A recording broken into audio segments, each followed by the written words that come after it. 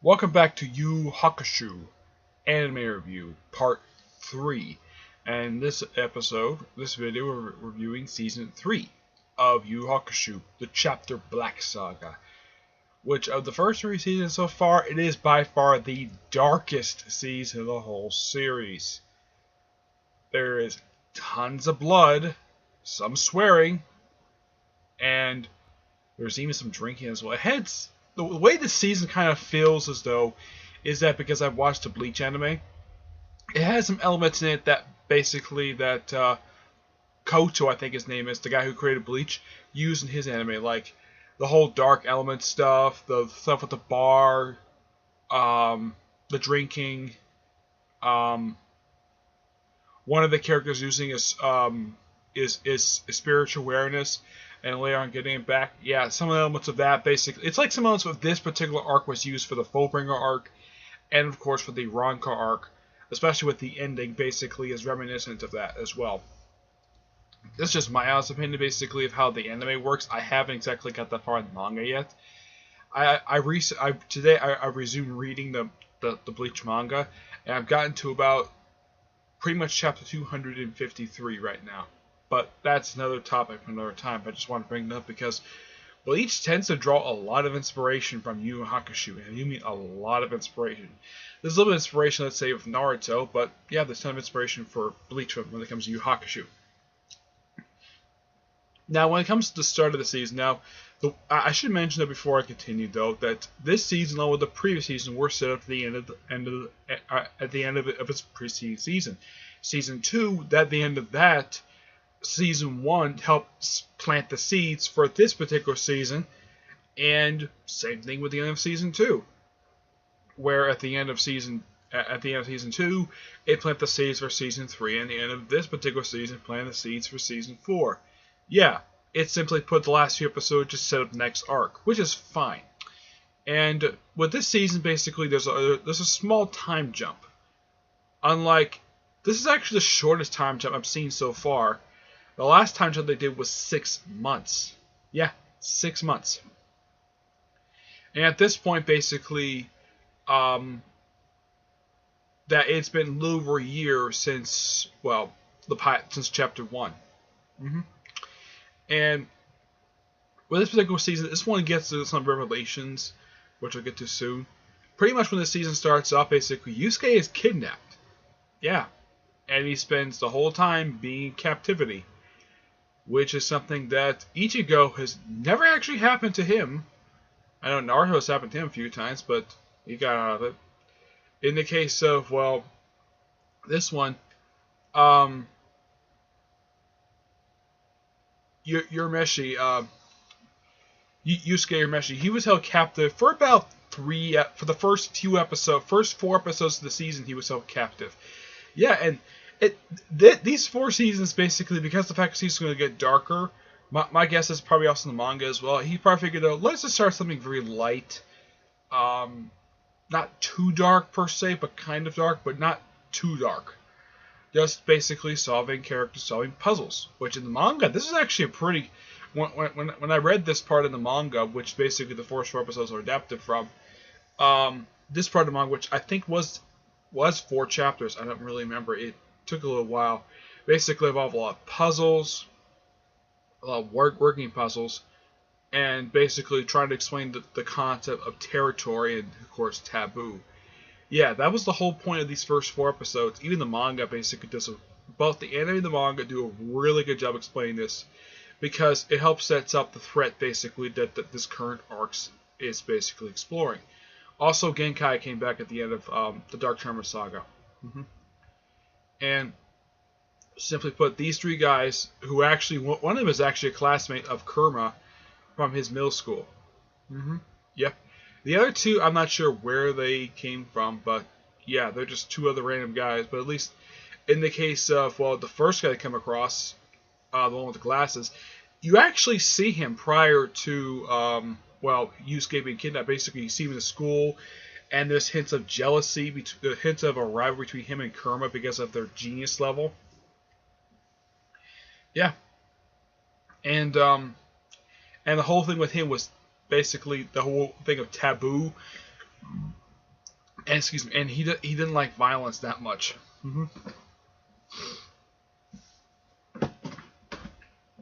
Yeah, so pretty much in his territory, he couldn't use violence.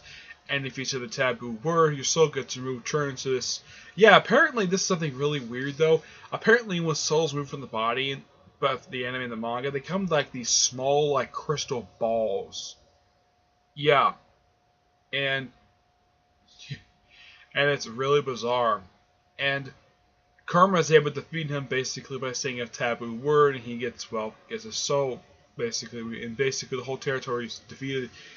And they also do something really ingenious, basically, get the next part, basically, up the set of stairs, and they're allowed to put these stickers on.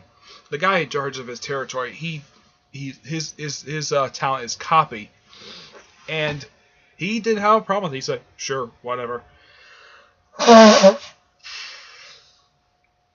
And it's just 4 people just going after Yusuke, which is basically Bonton, Kazuma, Kurama, and Hiei. Yep, all 4 of these people basically go after them. Eventually, they do get to Yusuke, and of course, they have to. And when they get to Yusuke, basically, apparently one of them was replaced, and it turns out it was actually Kazuma. We also find out about Kurama's mother basically getting married, and in fact, she's 45. And it's mentioned that Kurama is 15, so that means that when his mother gave birth to him, she was 30. Fine. I have no problem with that.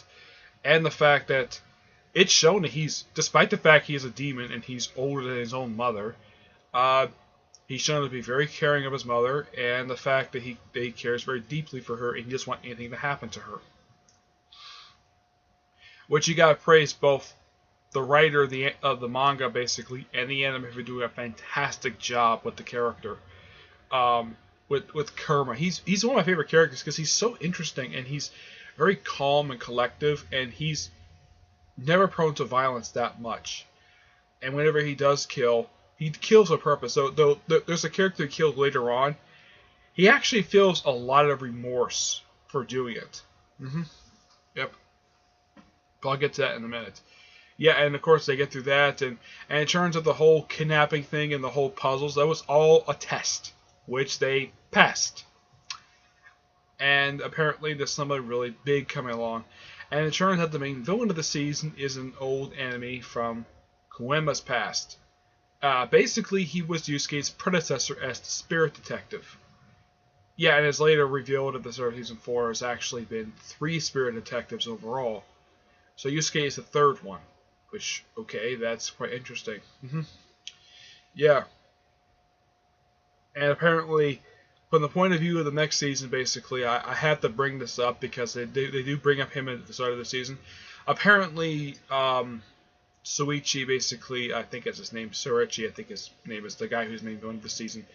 Apparently, he was not Spirit Detective for very long. Apparently, he was Spirit Detective for... I mean, it's assumed he was Spirit Detective for about a few years before he basically gave up and basically disappeared for 10 years. My personal guess is the whole thing with the whole retcon of the whole who the first Spirit Detective was. Yeah, it's something a bit head-scratching at best. And I'll get a chance to talk about her a little bit more when I get a chance to finish up Season 4, which right now I have 11 episodes to go because it's a relatively short season. But then basically, And basically, one of the biggest plot devices of this whole season. Let me get this thing. Yeah, they do show it later on. Let me get this.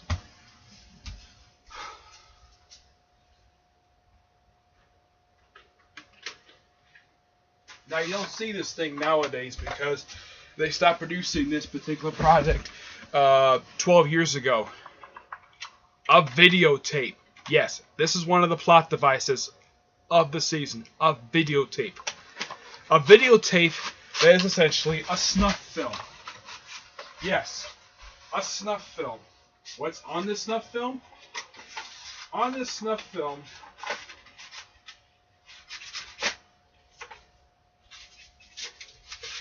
is pretty much, how should I put this? That's better. Yeah, what's on this snuff film is basically, the way it's explained, it's basically all the crimes the humans have committed against demons. And and one thing I can praise both the anime and the manga for doing this is that they don't show exactly what's on the tape. They say what's on the tape, but they never show it, because showing this both in an anime and a manga basically would cause a lot of controversy. Because showing a lot of disgusting things like this, especially since they show something really dark later on, and I'll get to that in a minute. And that's pretty much the whole thing. And the tape is called Chapter Black. Yeah, and it's kept in the Spirit World archives. Which I'm like, why in the world would you have that thing? And couldn't you, I don't know, in order to make sure that it doesn't have a black mark or people see it, throw it in a volcano! Or destroy it, do something. Though Hide does something to it later, I'll get to that in a minute. But the whole thing was all about this dumb videotape. Which is the 90s, basically. The guy used videotapes. The only other time I've ever seen a videotape be a plot device was in the film The Ring. Yes, and I've seen The Ring. It's a bizarre movie. Excuse me. No, I've never seen the Japanese original film. I've only seen the American remake, which is actually a really good film.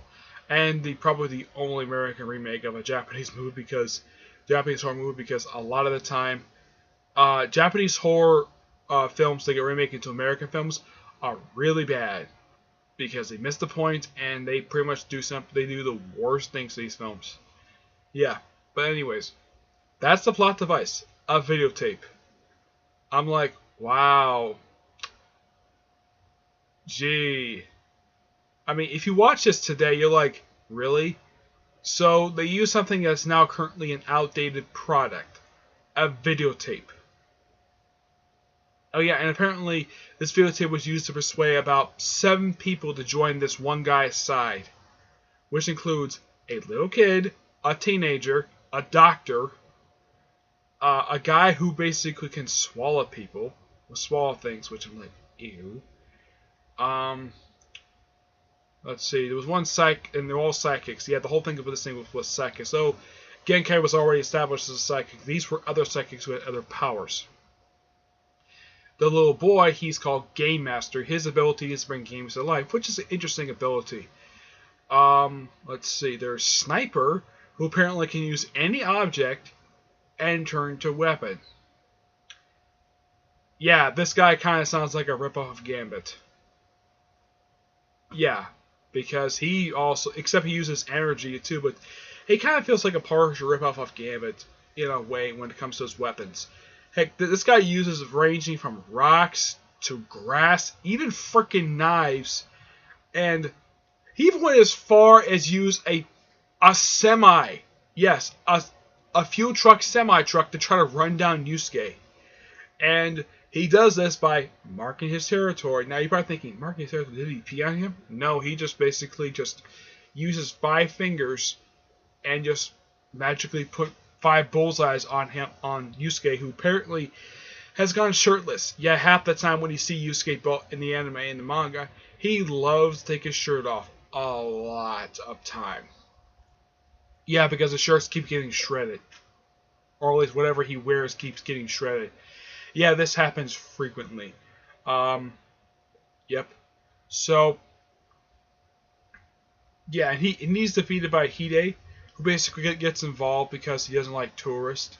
And the big thing of the season, not only is the videotape, basically it's about this tunnel, which this was a plot device set up at the end of season 2 of a tunnel between the human world and the demon world. Yeah, that is pretty much the whole thing. And originally the calculations was going to be 3 weeks, and then it was 1 week, and then it turns out it was going to be 2 days. It kept moving up because apparently the tunnel has a mind of its own, which is weird. Yeah. Oh, and the guy building the tunnel? Here's something really kind of bizarre about him. He has a thing for the main villain. No, seriously. Yeah, he wants to make the main villain his own gay lover. I am not kidding about this. They actually kept this from the manga, which even I thought this was very weird. Now, this is an action anime. not a gay hentai. And yet they decided to keep a gay character, which is actually the first time I've seen it where in an anime where there's a character who is gay. Well, that's not seriously, that's not like a Yuri or if it's not particular that type of anime, then this is actually quite bizarre. Though if it's not that particular type of anime, since Yu Hakusho is a fighting anime, it's very bizarre to see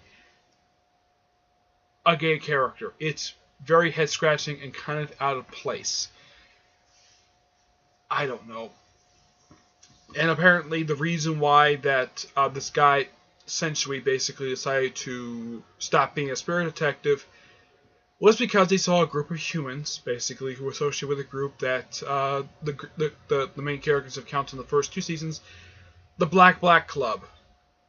Yeah, and these people were torturing and killing a bunch of demons. Now, in the manga, it's shown in exclusive detail as it is in the show. Well, it's basically filtered. It is by far the most disgusting depiction of the entire. It's the most disgusting. It's the most disgusting scene of the whole entire, of both the manga and the anime. Which I'm glad the fact they trimmed this thing down because there was so much going on. Like a demon basically being held in chains, being squashed by a gear, demons being sliced up. It's kind of disgusting and gross. Like, I was eating some pickles. Yeah, I love eating spear pickles. I had to set it down because of how disgusting the imagery was. Because I usually like eating when I'm watching something, that's just the way I am. And I couldn't eat anytime this scene showed up. Anytime this scene popped up, I had to stop eating and just wait until the scene passed by because I just couldn't eat. Okay, Dad. Yeah, it's a very disgusting scene. Yeah, and they show it like 3 times in the anime. I don't know why they love showing it, but they do. But, yeah, and of course they get backstories on every single character, except for Gourmet for some reason. Yeah, there's no backstory on him at all. And one of the psychics they encounter, apparently he swallows him. Oh, yeah, and one of the people who come, basically he swallows, the first person seen swallowing, though it's in shadow, is Elder Toguro. The only villain to survive in the previous season. Yep, and he swallows him, takes over his body, and yeah. And he's consumed by the sitting tree. Yeah, a tree that Kurama sets out. The Game Master is defeated by Kurama. He doesn't necessarily kill him, but yeah, he sort of kills him by defeating him in the game because he plays the Goblin King, and the Goblin King dies at the end of this particular game. Yeah. So, yep. And it's a very interesting set of games, but the ending of this particular part is somewhat anticlimactic because the Game Master dies. Yeah, though of course it's later revealed that Koenma basically revives him with his pacifier. Yeah, and he takes, for the first time ever, yeah, I was a little surprised to see his mouth. He takes the pacifier out of his mouth because a lot of the time when it's seen, it's usually in his mouth. Though in the manga, basically, it never shows his mouth opening, but you see just the pacifier moving. In the anime, you actually see his mouth. Yeah, and after the pacifier is destroyed, yeah, basically, yeah, this pacifier is not like a normal pacifier. I'm like, okay, and apparently he kept this pacifier in his mouth because apparently he's immortal. He has kept this pacifier in his mouth for 700 years. Wow. Yeah, and apparently it's a weapon as well, and yeah. Oh, and by the way, Koenma basically spends a lot of time whenever he goes to the human world. He goes in his teenage form, which is probably a lot more acceptable than going in his toddler form. But yeah. And it's a quite far, and of course it has a very good ending to it, like last fight scene. And you get a chance to see Demon World for the first time. Now, my only theory, the reason why they did this, because it's set up next, to set up the final arc of the series. Yep, which is basically them spending a lot of time in Demon World. Though Demon World is shown frequently in flashbacks, but this is the first time they actually went to Demon World. And of course, Koenma basically had to slice open this gate, which surprisingly no demon actually went out of, which is actually a big surprise that this actually happened. But yeah, they fight the demon, and of course, Kurama decides to go back to his bandit form. even though he has the physical appearance, he has the personality of, well, what he's retained over the years, which is nice. The fact that they're progressing, and that Hide basically had them this much development anyways. Yeah, in the last arc they gave him a bunch of development. Right now I'm watching it now, but yeah, they fight him, takes a while, and then Yusuke basically originally gets killed by him, gets resurrected, apparently gets sort of like a demon form, and apparently the spirit force, basically because they found out that apparently his ancestor was a demon, which is very bizarre. Yeah, this comes completely out of nowhere. Even the manga, this came completely out of nowhere. We're like, what? Really? Yeah, this is something that even the anime basically fails to explain. Like, how in the world? And in the anime, this comes completely out of nowhere. Even the manga, this does the same thing as well. So they try to destroy his corpse. He gets resurrected. They try to kill him. They stop him. And they try to stop him and fail, but he goes through. And Pooh, who is this little penguin most of the time, he gets transformed into a giant bird. And he transfers him and Koema basically to Demon World, and they battle the main main villain. And briefly, the guy who's set up to be the main villain of the next saga takes over Yusuke's body and pretty much uses his spirit gun to pretty much kill him. And he defeats him. And it later turns out he actually had a half month to live. So yeah, he killed a dying man. And instead of taking his spirit to take his soul to the spirit world, yeah, his wannabe gay lover takes him to his own dimension, and there's a small epilogue and how characters basically like the three psychics who helped him out throughout the whole entire saga. Yeah, they basically stop using the powers. Not much happened. Game Master basically gets a normal life. Sniper disappears. The Doctor basically opens up a clinic and of course changes his face as well. But yeah, it has a pretty nice, sweet ending to it. Basically, that's one thing that this is something that they borrowed from the last days. Basically, the last episode of the season is meant to be an epilogue because the pendulum episode is meant to be the conclusion, and the final episode is meant to be an epilogue, while also setting up the next season as well. So, good season nonetheless. One last thing to talk about, the music. And in season 2, it seems like they love using Toho Godzilla music and Andrew Weber's Phantom the Op music. They love using this, and they used the little bit of the Godzilla music in season 3, but they had this little music cue basically every time the main villain shows. It's like kind of like a demon noise in a way, which they reused that in season 4 for some reason. I have no idea. It's like kind of like die kind of thing. It's really bizarre. It's very creepy music, and it only appears whenever the main villain shows up. Okay, but otherwise though, good season. Still got 2 more videos to do of this, and I'm done reviewing Yu Hakusho. The next video is on the final season of the show, the Three Kings Saga, which I'm currently working right now, which I'll finish up soon. Okay, but until then, I will see you there. Bye.